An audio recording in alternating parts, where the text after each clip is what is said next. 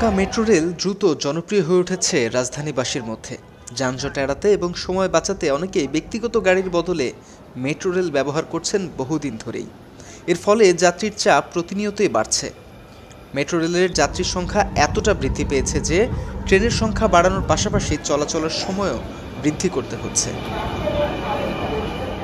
বর্তমানে metro rail প্রতিদিন প্রায় ৩.৫ থেকে ৪ লাখ যাত্রী বহন করছে। বিশেষ দিনগুলোতে এই সংখ্যা ৪ লাখ ছাড়িয়ে যায়। তবে ট্রেনের আসন সীমিত থাকায় অধিক যাত্রী পরিবহন সম্ভব হচ্ছে না।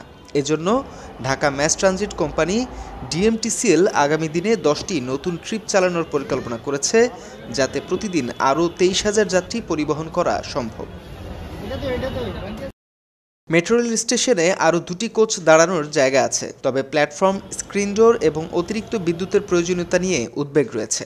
অতিরিক্ত ট্রেন চালানো হলে খরচ বৃদ্ধি পাবে, তাই যোগাযোগ বিশেষজ্ঞরা কোচ বাড়ানোর পক্ষেই। এই সমস্যার সমাধানে মন্ত্রণালয় থেকে ডিএমটিসিএলকে আরও চাপ দেওয়া হচ্ছে।